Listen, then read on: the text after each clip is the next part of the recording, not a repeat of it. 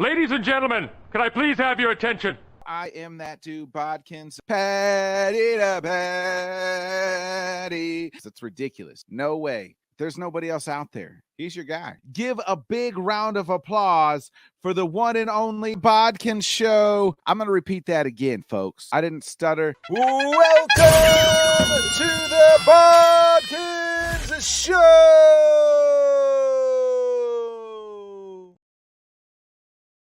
Good evening, everybody. Welcome to another great episode of the Bodkin Show. I am that dude, Bodkins, of course. Welcome to the Sunday night. You guys know what it is. It is that interview time here on Sundays. One more week and I can get rid of this ridiculous, stupid, freaking outfit that I am forced to wear. So other than that, we are also 1 week away from the Super Bowl, where it will be the Chiefs taking on the Eagles, and we are 1 week removed where the Bengals went into Arrowhead, home of the Chiefs, and lost, and now that's why I have to wear this ridiculous outfit for one more week. And the Eagles plummeted the 49ers. That was all last week. We talked a little bit about that on Wednesday's show, so if you missed that, please check it out. We also had SoCal Ball Nerd come on and talk a little NBA on Sunday, or excuse me, on Thursday's episode. So please check that out if you haven't. It'll be up on the Spotify and Apple Podcasts as well. I'm a little slow on uploading those episodes. My computer was, long story short, just, technological problems. But they'll be on the old Apple Podcast, Spotify soon. But let's get into tonight's business. So you guys know misery loves company. And, well, I'm miserable wearing this stupid outfit and having them watch all this Packer BS, whether Aaron's coming or going and blah, blah, blah. So I need some company, and misery loves company. And a guy whose team is on the uptick. I'm not going to lie. They are on the rise, but I know this man has seen a lot of misery in his day, but his team is on the uptick. I remember I said they would finish second in the NFC North, and, well, actually, I guess they did because it was the Vikings and then the Lions. So I did call it. I just thought the Packers would finish first. But either way, this guy's seen some misery, but he's on the rise right now. Welcome to the show for the very first time, host of the Backyard Pigskin Sports,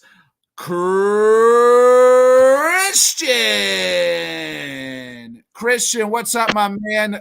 Thank you for joining the show. How you doing tonight? I'm good, man. We're coming out of Michigan right now. We're excited for this podcast. We waited all day for it, so. Well, I appreciate it, my man. Let's jump to it. You're a devoted Lions fan. How did that come about? First things first. So growing up, my dad was actually a huge Lions fan. And I actually grew up watching him get pissed off because he always made bad bets. And it was always with my cousin from Idaho. So he didn't necessarily have a team, but he would just bet pretty much against any team we were playing against.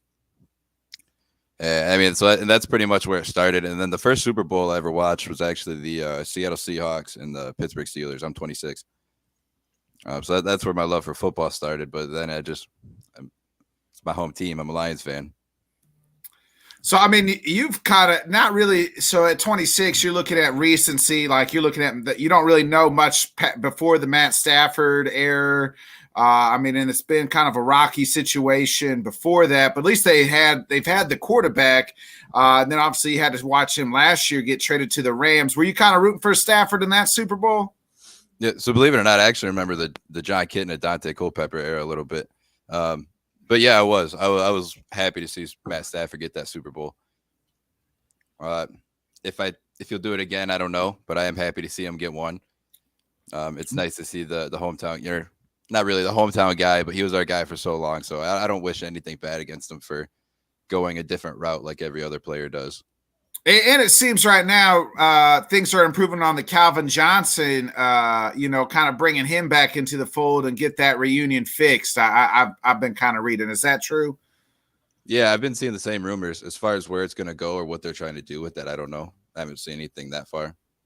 I have seen that their relationship is going. So I think that's kind of maybe a wait and see what it leads to, whether it leads to maybe like a front office thing for him or maybe he just shows up to the games and makes a face for everybody. So talk to me. How did the Backyard Pigskin Sports, how did that get started? So we actually want to start a podcast for a while. And I was just trying to find a topic that I know. And I love football, diehard football throughout the entire season every year. So I have a buddy that also likes sports. He's like, well, I've been wanting to do this for a while too. So I started it. He came on as a guest. I invited him on as my permanent co-host. We stuck with it from there. It led into a blog page. It was more just a way to pretty much do what we're doing now, network with other sports fans. Do you guys just cover Lions? Is it something different or are all just Michigan sports? Yes, we follow actually all sports, all teams. We try to stay pretty diverse. We actually have 3 people on our team. All 3 of us write blogs, but one of them specifically, he actually covers a little bit of everything, but he does some WWE blogs as well. Some WWE, MMA, a lot of football. We just put up a couple of Pat Mahomes articles on accident. I wrote one, and then he wrote one, and it just happened to be on the exact same day. And we don't usually communicate with what we're going to write because they usually just send them to me randomly, 2 to 3 a week. And we usually haven't had this problem yet, so now we got to start communicating. Now we just had to post 2 back-to-back Pat Mahomes articles. He's like, well, 2 different opinions. So you kind of alluded to that first Super Bowl that you remember watching was that Seahawks-Steelers game. That was Big Ben and Matt Hasselbeck. After that, you kind of said just Detroit was your hometown team. What's Detroit got to do next year to kind of take that next step? Because really this NFC North division, even as the Packers are kind of big question mark, really strapped up against the cap. The Bears, they got the franchise quarterback, but didn't have a whole lot of help. But the Lions seem to be that team that's really about ready to go. What do they need to kind of take that next step to get into the playoffs? Because they were 1 game short this year. I think their defense has to step up. I think they have to go on. They have to add some weapons on the defense this year. We really struggled in the secondary. I think we talked about that a little bit too the first time I saw you on Let's Talk Sports. And I still pretty much I feel pretty much the same way. I think we needed to attack the secondary. Definitely, we need another edge rusher. I think our defense is going to be one season more mature. Our young rookies such as Kirby Joseph, Hutchinson, Rodrigo. So I think that'll help as well. But we definitely have to add some weapons on the defense. Who would you like to see get added, whether it be free agency or the draft, or who would you like to see get added there? So lately, I've actually really liked Witherspoon. I like him out of the draft at that 6th pick. And actually, with this is a little different than your question, but I like the 2nd round. I do like Jack Campbell as well. Out of Iowa, that's my guy. I'm a big Hawkeye fan, middle linebacker. Yeah, I do like Jack Campbell as well. He seems like a Dan Campbell guy. Yeah. But then De'Aaron Payne. I think De'Aaron Payne could be a pretty big pickup for Detroit. So, with the offense, is Goff the answer, or because you guys have, you guys have a top 5 pick as well because of the Rams were so bad. You have their pick plus your guys' pick. Is Goff the answer, or are you guys going to maybe look to draft a younger quarterback for him to kind of mold? Yeah, I wouldn't mind maybe a quarterback to mold later in the draft. I thought about that a little bit more. I don't think replacing Goff at the moment is going to make our team any better. I think with the holes that we have currently, I think wasting a pick on a quarterback to replace Goff would be not a very smart move. I think exactly how you said, draft a quarterback to mold behind him. I've seen Hendon Hooker as a rumor. That wouldn't be bad, right? He's coming off the ACL surgery, gives him some time to continue to recover and get better. Yeah, and then I've seen obviously the big one that everyone talked about was the Anthony Richardson. He's if he were to fall. Yeah, he's high. He's a lot of people have him a first round grade, but he's just to me a project guy, right? Like just you didn't, like just a guy that's a pure athlete, but not a great passer. Yeah, it's definitely going to take the right team and the right staff around him, I think, to develop him to a great quarterback. But ultimately, I would ultimately like to hit the defense with those first 2 picks. And I want to talk about this year too. Like this year, like what happened to that team? Because at one point they were like 1-6, and then it was like, man, it looks like Dan Campbell, like it was great, but he might be on the hot seat. And then they were just able to turn that thing around and went on a nice run to almost damn near make the playoffs. Yeah. So from what I heard, like I said, Aaron Glenn, I heard he just kind of slowed the defense down for the young guys, made it a little simpler for them. But I think everyone just the culture just started to build up in the locker room. It's not something that can just, in the chemistry, that's not something you can build in one season. And I think they just, they made the mistakes, and not to mention that their offense was pretty damaged in the first half of the season. So when we had all of our weapons back, that made quite a big difference the second half of the season. You guys, I mean, the 2-headed running back of Jamal Williams and Swift. I expect Jamison Williams to really kind of go next year, as he only just kind of dipped his toe in the water coming back from that ACL surgery. And then you have Amon St. Brown. Were you surprised, though, when they traded TJ Hawkinson? Because I love Hawkinson. And I thought, man, if they kept him and you had these younger wide receivers and this young running back with to go, were you surprised the trade for they shipped TJ out of town? Surprise. I don't know if I'd say, yeah, I'm surprised they did it. As far as disappointed that they did it, I wouldn't say that. I like the move. I think we had 7 or 8 touchdowns in the first 3 or 4 games after trading them with our tight ends. Not to mention Brock Wright ended up being a great player. And I don't think TJ Hawkinson is worth the money. Not for the holes this team already has. So I don't feel paying him is going to be the difference maker to rebuilding our entire team.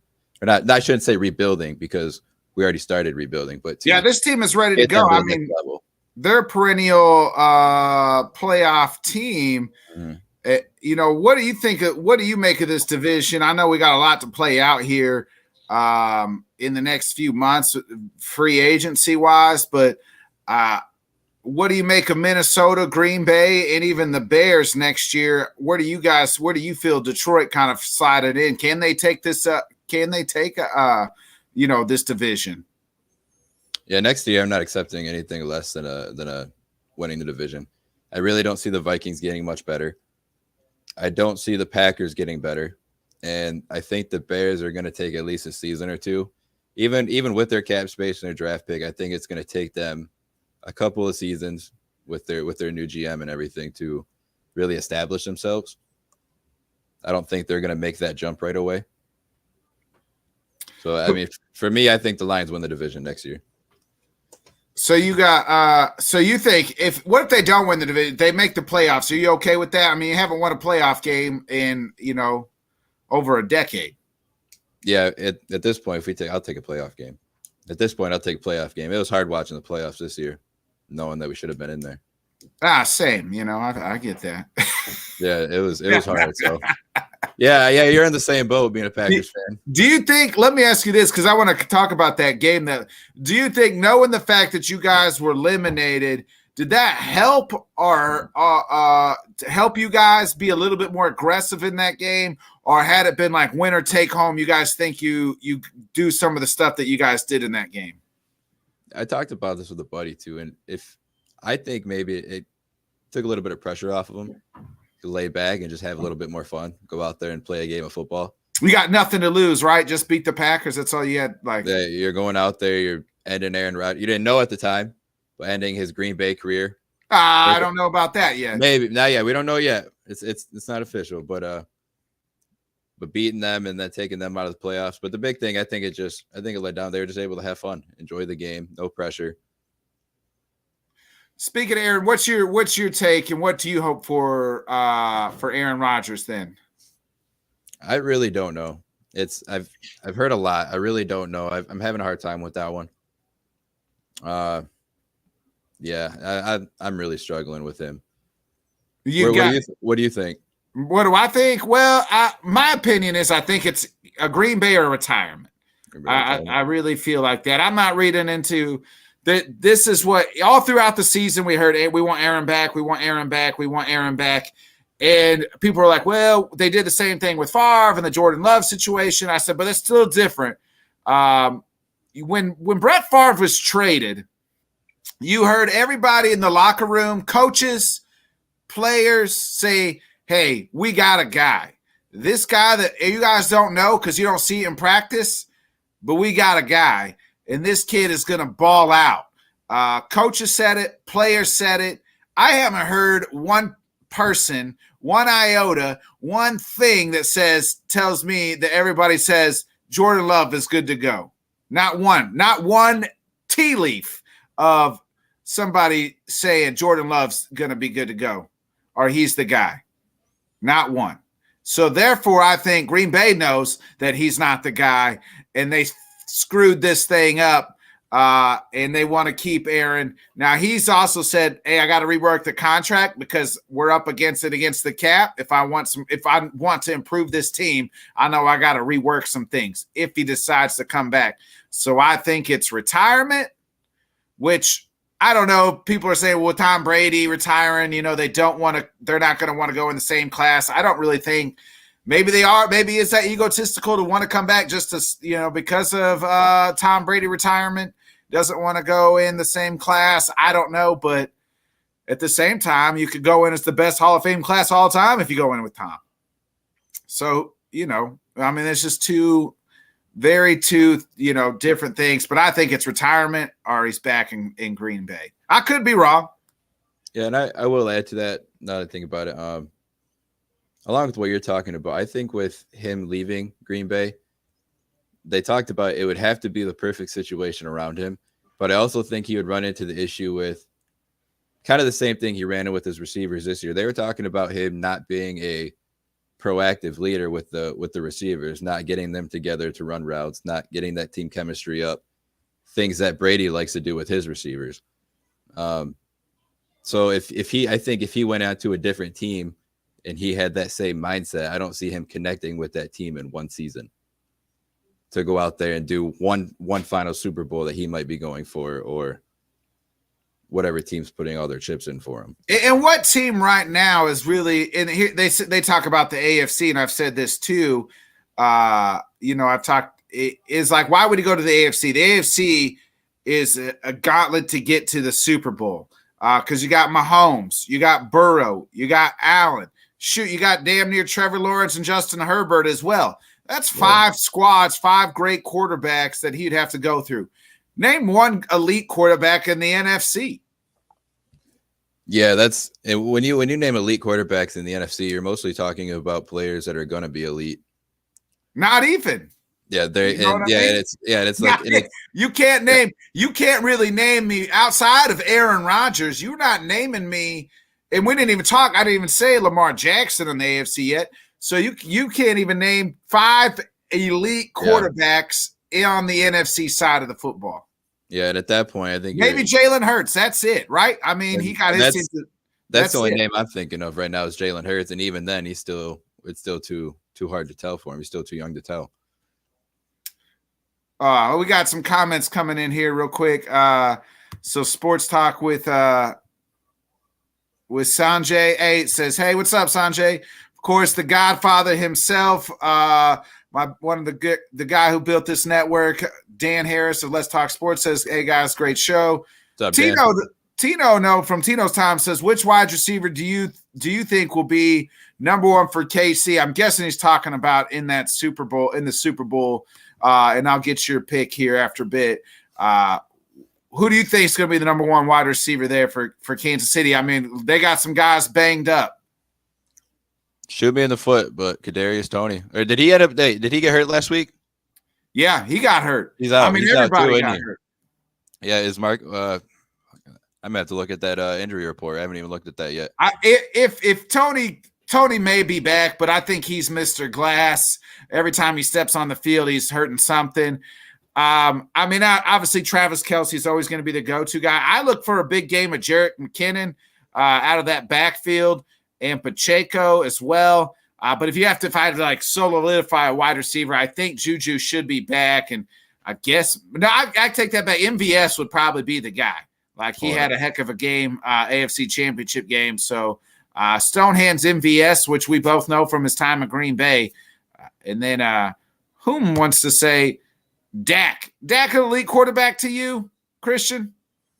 No, I do not. I don't think Dak is the main problem in Dallas, but I don't think Dak is an elite quarterback. I think he threw too many interceptions, and I think when it came down to showtime, I think he did it again, and that's part of the reason the Cowboys got eliminated. Yeah, I'm kind of agreement with you on that. I mean, if there's one guy I circled that shit the bed in the playoffs, it was Dak Prescott. He cost his team the game. All he needed was a good game. I mean, both and not even a good. He just needed a decent game. He has a decent game in that 49ers. That game was so close, and it was kind of a defensive battle. It was really the first one to 17 wins, and Dak couldn't get it done. He shit the bed. He had a linebacker on CeeDee Lamb. He just throws it over Fred Warner on a lob pass to CeeDee. It's a touchdown, probably game over. So I will not say Dak is one of the top 5 quarterbacks. And again, that goes back to the NFC. What I was saying is, if you're top 5 quarterbacks in the NFC and you're listing Dak Prescott as one of them, you're in like Aaron will probably rather prefer to stay in Green Bay in the NFC to have a better shot to get to the Super Bowl. And then once you're in, anything can happen in that game. Yeah, I definitely agree. I don't disagree with one thing you said. Dak shit the bed that game. The defense came to play for both sides of both teams, and it really came down to the best quarterback play. And it was not Dak. Brock Purdy was at least able to get the ball to someone to make the play, and Dak wasn't even. He just made bad choices. What do you have? 3 picks? Yeah. So just another replay of the rest of the season you had, honestly. So what were your thoughts last weekend, coming out of last weekend? Then we'll talk a little bit of the Super Bowl here. Last weekend, as in the game? Yeah, the conference championship games. Yeah. So as far as the Bengals and Chiefs game, I was wrong about my pick there. Pat Mahomes proved me wrong, and I think he also proved that he's an elite or arguably the best quarterback in the league. There were obviously some bad calls. I don't disagree with that, but with the way Pat, no one expected Pat Mahomes to play the way he did with his ankle. That was a big question. But he came out and still did what he had to. So that was exciting. But as far as the Eagles 49ers game, that was a disappointing game. I picked the Eagles to win that game. I think a lot of people counted the Eagles out. But it's funny because I talked to 3 or 4 people and none of them realized how good the Eagles defense actually was. Like I was talking to them about their defense. They're like, "Oh, really? They're one of the top defenses in the league." The number 1 ranked defense, I think, right? Them or the 49ers was 1 and 2. Yeah, I haven't looked in about a week, but when I was looking on the list, it was shifting between like 1 and 3. So I say top 3. And they showed it last week in the 49ers. It's been going around in the media. They didn't prepare for that game the way they should have, putting a tight end on Reddick. And he was a problem the entire game. I think you kind of, when you saw that game, it was as soon as Purdy goes out, it's a wrap, right? Like, I mean, they're bringing in Josh Johnson, the 4th string quarterback. You just kind of knew it was a wrap. And then that Cincinnati Eagles game or Cincinnati Chiefs game, it was really a toss up. And I thought that the 3 injuries on the offensive line eventually cost Joe Burrow in the Bengals. Yeah, there was. What do you think about those calls? I mean, it is which call in particular. So I was more upset there wasn't no call blocking the back on the punt return because they missed those. That if the penalty at the end, that's a penalty beginning of the game and the end of the game. You can't. He was kind of falling and kind of shoving Mahomes, but they're going to do what they got to do. They're going to protect the quarterback. We all know that. I think my main complaint was that GameStop. Yeah, Yeah, But and that didn't really amount to a whole lot, but yeah. Yeah, I think that was my main one. But as far as the rest, I agree with you with there. Because I mean, you have that problem everywhere. I think Sports Center said it best. As long as you have human refs, you're always going to have human errors. But I mean, yeah, I mean, it's. I guess I kind of retract what I say because I mean we've all been hit with that problem this year, the Lions included. So I can't say that's the reason the Bengals lost that game. The Chiefs did what the Chiefs did, and Pat Mahomes wants another Super Bowl. So, who you like in that game? The Eagles and the Chiefs in the Super Bowl a week from today. I like the Eagles. I think the Chiefs will win, though. I do like the Eagles this game. I don't dislike the Chiefs whatsoever. I like Jalen Hurts, but I think Pat Mahomes is going to ball out. So you got Chiefs winning. Yeah, I like the Eagles, but personally, I like the Eagles. As far as who I think will win, I think the Chiefs win this game. What's the key there for the Chiefs to pull this one out then? Because we just talked about the Eagles defense has got some dogs on it.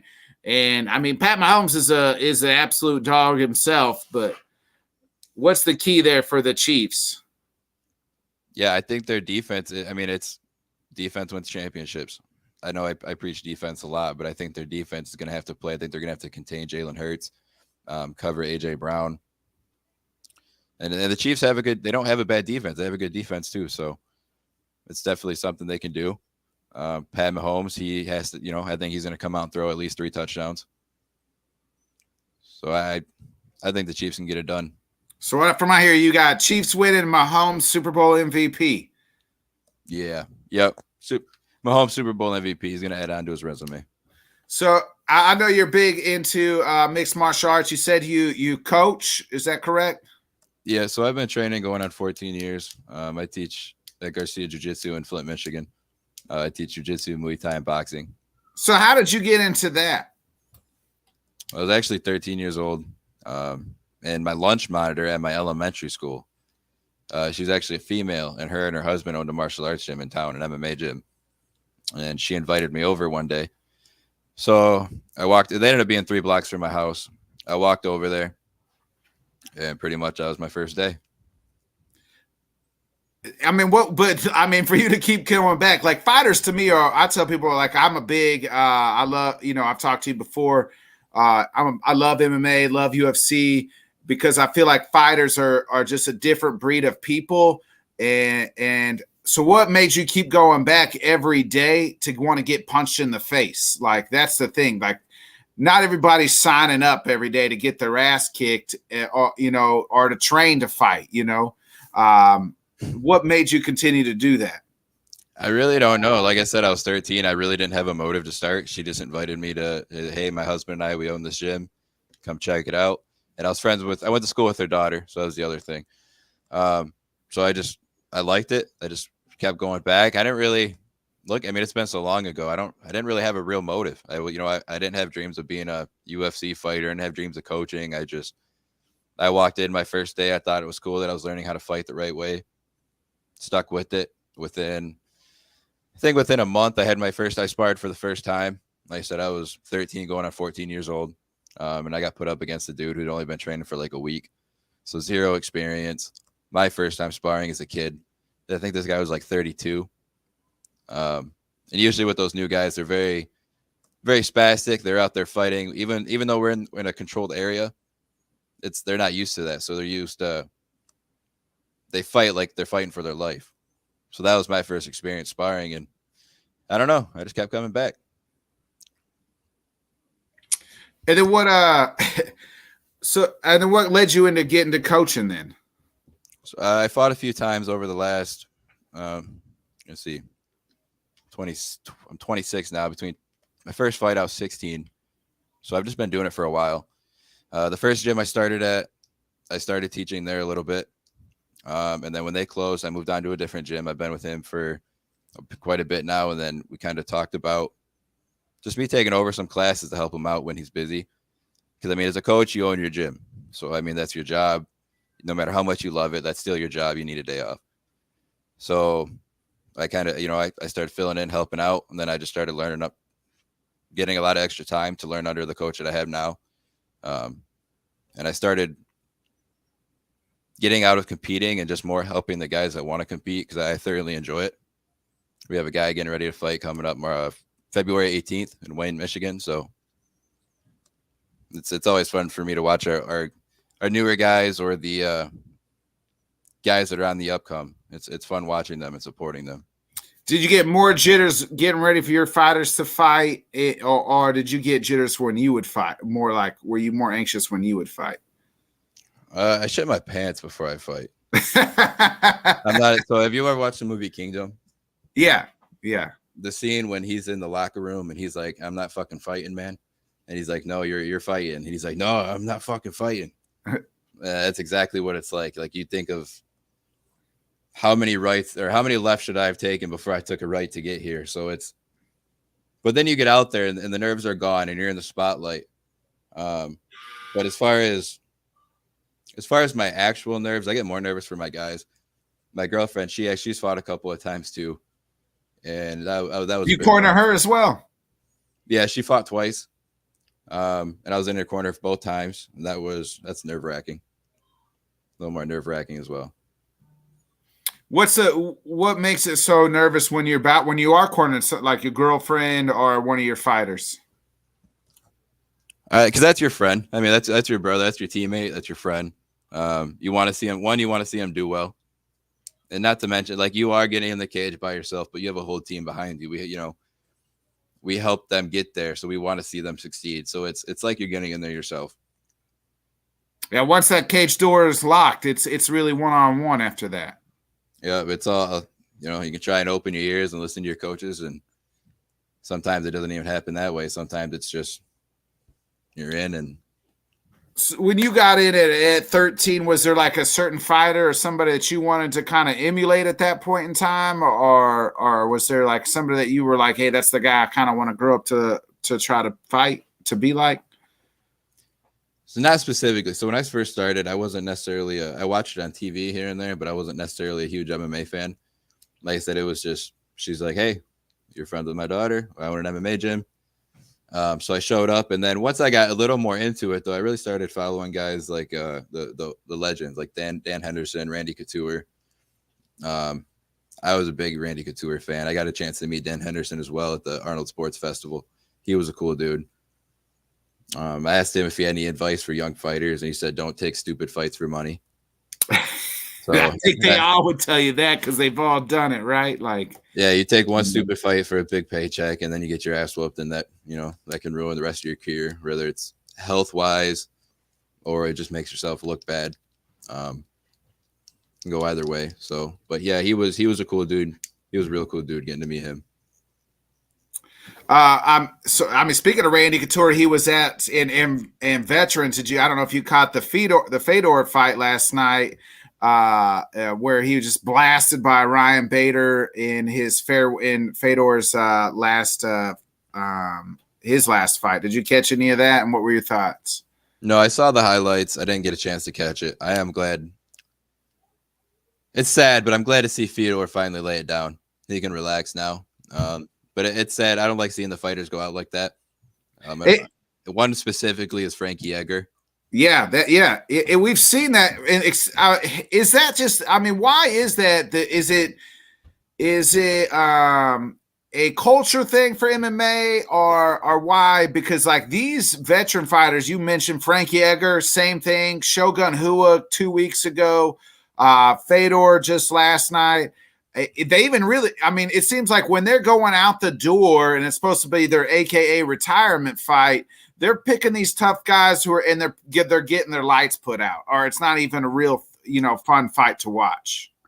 Yeah, it's I hate to make a comparison, but it's kind of like Tom Brady in football.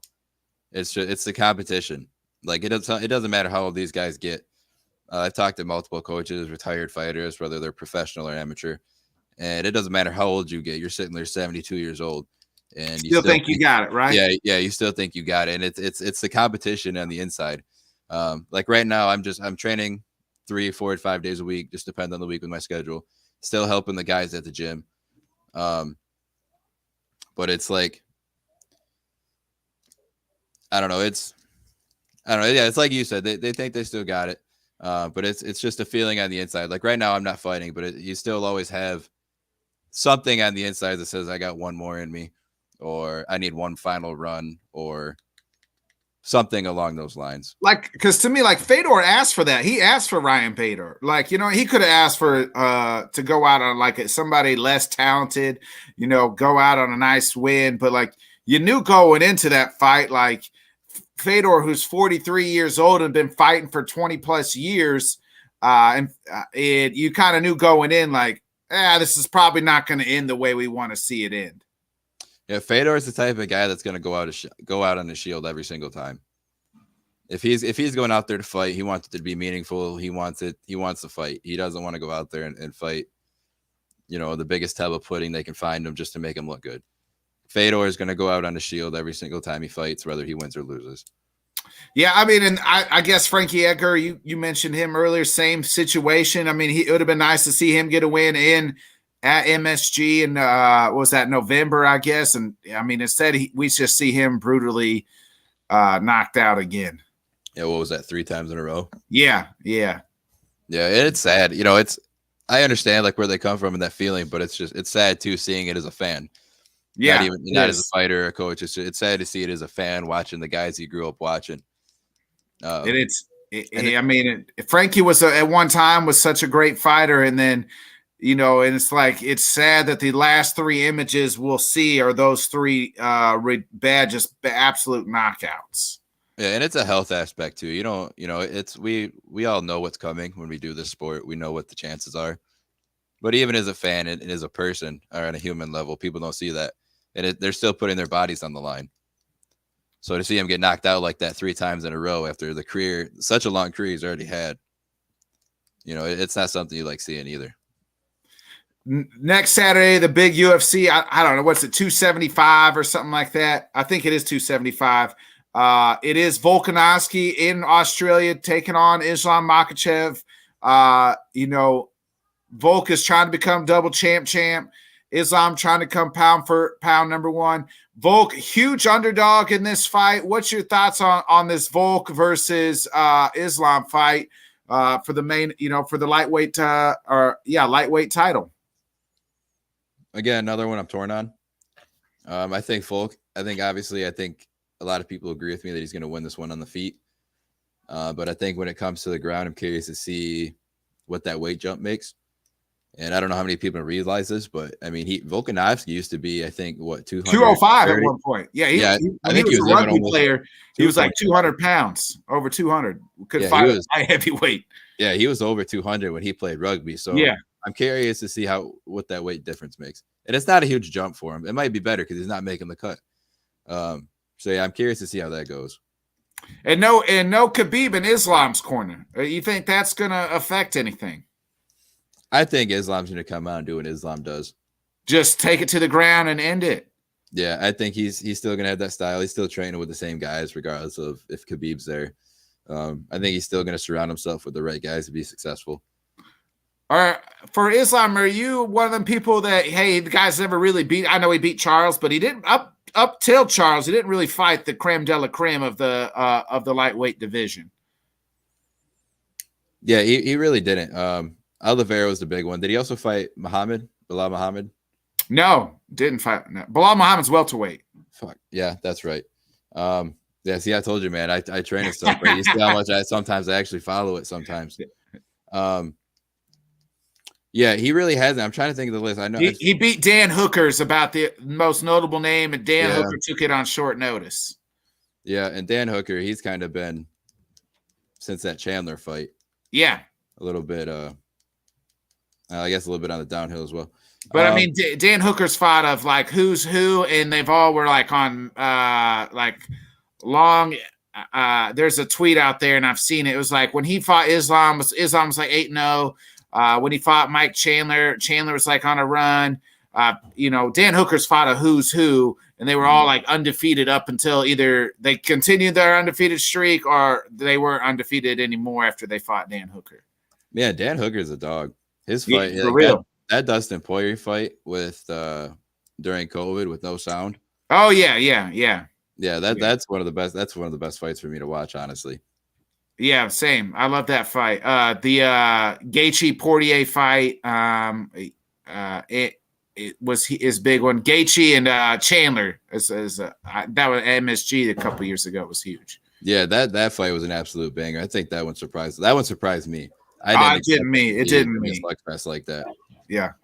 Like I expected it from Gaethje, but I wasn't expecting Chandler to come out and just dish it back the way he did. It's speaking of Mike Chandler, yesterday it's now going to be him and Connor coaching tough, and then going to fight at somewhere they're looking at, from what I was reading, September timeframe. What's your thoughts on that, Chandler and the return of Conor McGregor? Yeah, that's an exciting matchup. Conor McGregor on The Ultimate Fighter for a second time. I'm curious to see what style he comes out with. Is he going to come out with what he got famous for, or is he going to come out with more of that boxer stance he came out with against Dustin Poirier? So I'm curious to see how he comes out, and I'm curious to see how Chandler plays that out. Whether he just pushes the pace like he did in that Poirier fight, or if he tries to take Conor to the ground. Do you like the matchup for Conor? This the right opponent for Conor to come back after a two-year layoff? I think it's good for both of them, because Michael Chandler, he's coming off 2 losses? One loss. Remember, he had kicked Tony Ferguson's head off into the stadium. Yep, and then he lost to Oliveira. Well, he beat Dan Hooker in his return. Then he lost in his first UFC fight. Lost to Oliveira, lost to Gaethje. Kicked Tony Ferguson's head off, and then lost to Dustin Poirier. Yeah. Yep. Okay, that's what it was. Yeah, I think it's a good matchup for both of them. I think Conor's ready. I mean, Conor's gonna fight. I mean, Conor's Conor. Conor's gonna fight. Like I've said this whole podcast, Conor's again gonna do what Conor does.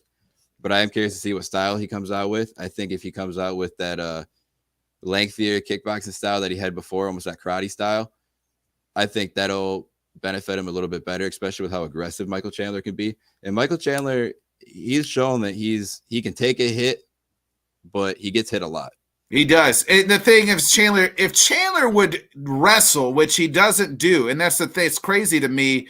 We saw it in the Poirier fight where he actually did wrestle in the second round and damn near 10-8'd Dustin in that round, because he just laid on top of him, and he can do that. But it's like he gets caught up in these exchanges in the crowd and things like that. And I think he'll stand there and exchange with Conor instead of making the smart move in wrestling. So I kind of like it.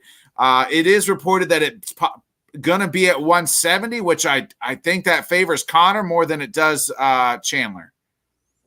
Yeah, and I think Conor's a little bit taller as well. Are they about, because I think Conor's 5'10"? Yeah, Conor's a little bit taller. Yeah. And Conor's been showing, I don't know if you've been following him on Instagram, but he's looking pretty. Oh, he's beef, boys. Yeah.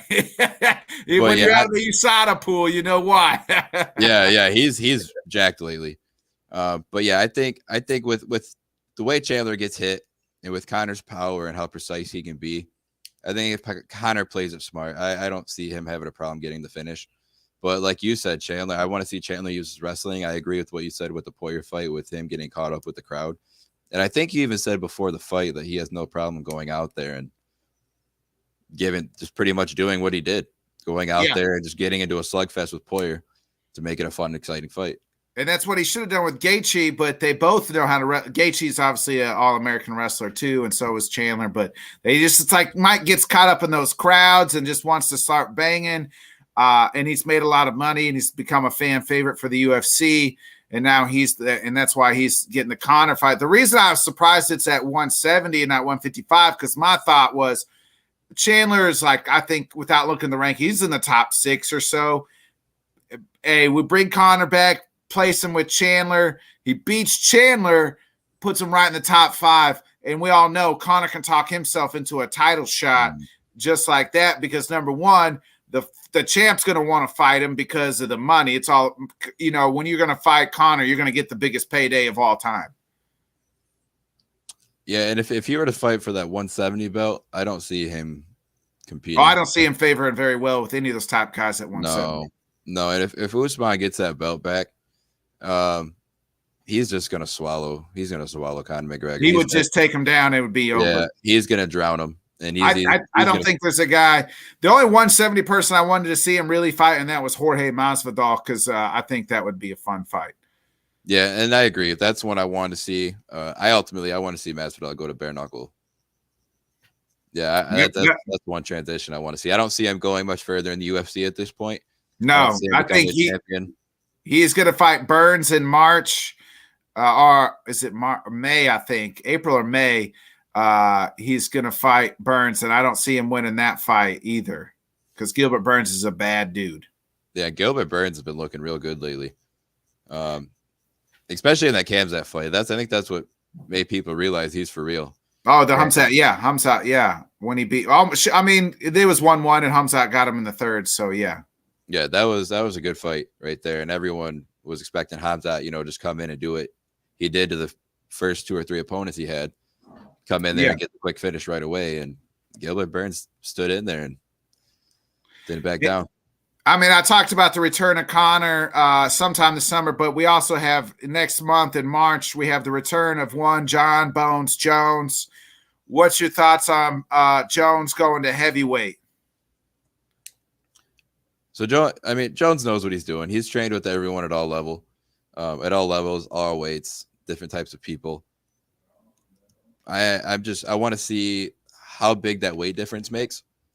One, the weight he's putting on in his cardio, but also the weight difference that Gain will have on him. Because I've trained with bigger people, and it's a difference. It's a big difference training with those heavyweights.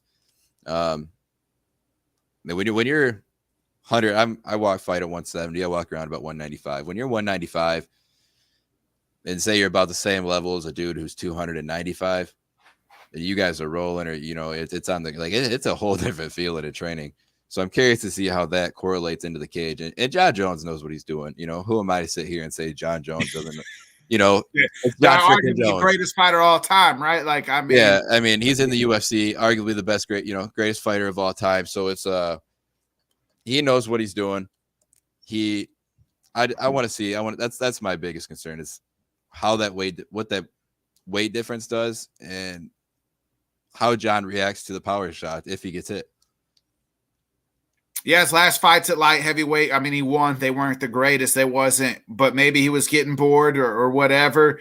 We're gonna find out. I mean, is ring rust? I mean, he hasn't fought at that point in time in damn near 3 years. Will you think, cage rust, ring rust, whatever the hell you want to call it, will that be a problem when we see John step back in there? Yeah, ring rust is definitely a real thing. As far as John Jones, at that level of competition, I don't know if you're really seeing a lot of rust. I mean, he's at such a high level, and he's still training with such high-level guys. And I mean, we've seen it before. John Jones take a break and then come back and beat Daniel Cormier, who's beat everybody else except for Stipe Miocic. Right. So, right. And he still beat Stipe once. So at that point, John Jones has shown that he can still come back even after taking a layoff. And at this point, I think this was he chose to take this layoff this time. Yeah. So, he's relaxing, doing what he wants, getting his body where he wants it. So as far as rust, I don't know. At that level, it's hard to say. I'm not at that level. So, it's hard to say if you really have rust. Yeah, we'll see. We'll find out in about a month's time. We got a couple comments here. Says, hey, I look fantastic in the Chiefs gear. No more. Hey, I've had more people tell me I look good than ever in my life this past week while I've been wearing this crap. Big task at hand, says Nick Pride. I will see what the Knicks can do there. Big task. Chris, before I get out of you, let me ask you one more question here. What greatest line of all time that are since you started watching them?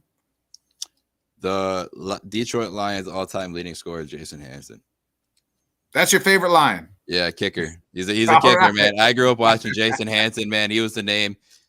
He kept playing at not an old age, 40, 45, 50. That's not an old age, but he played to the top of his game. And even at that age, he was still playing at a great level. And he had a great attitude the whole time. And actually, I got a chance to meet him at one point too. I got a high five. Not meet him, but I got to play halftime of the Lions game Nice. With my youth football team. And it was one of his last seasons. And I got to hang out in the tunnel, and he came by and gave us all a high five. Stafford walked through the tunnel with his head down. And his shit, gave the cold shoulder, huh? Yeah, but and then it was exciting. It was exciting. And where can go ahead and get those plugs in? Where can everybody catch you at? Yeah, so we actually have a blog site now where we have 3 people that write blogs, any type of sports, including WWE. Actually, we also have a Facebook page. We're on Spotify as well, and we also have a Twitter. At WWE, that bloodline, that storyline has got me hooked. I'm all into it. See what happens with Roman Reigns and Sami Zayn. Yeah, he's all about wrestling. He's getting me back into it, and I have a buddy that runs the wrestling promotion. And in 2023, you will see me on a professional wrestling show. Hey, there we go. Appreciate it. Christian, thanks for joining me tonight, my friend. Everybody make sure you check it out. Hey, hit the like, subscribe, be a friend, tell a friend, folks. I'll be back tomorrow. Bodkins and Buffoon will be breaking down all the Super Bowl stuff. So we back tomorrow with me and Tanner on Bodkins and Buffoon and Bodkins, mixed in with some other guests, getting ready for that Super Bowl week as we approach this week. A week from today, we should know right now, we'll be knowing who the Super Bowl champion is. Will it be the Chiefs? Will it be the Eagles? Christian says Chiefs. My pick, well, I'm going to wait to give you my pick because I got about 8 more shows up until then. So I'm not giving my pick until Sunday. But until then, this has been another great episode of the Bodkin Show. You guys make sure you guys check out the Backyard Sports. Is it Backyard Pigskin Sports with Christian and the gang? Appreciate it. Be a friend, tell a friend, folks. Like, subscribe, share. You guys know what to do. I'm out of here. We'll see you tomorrow. Hitting that outro, baby.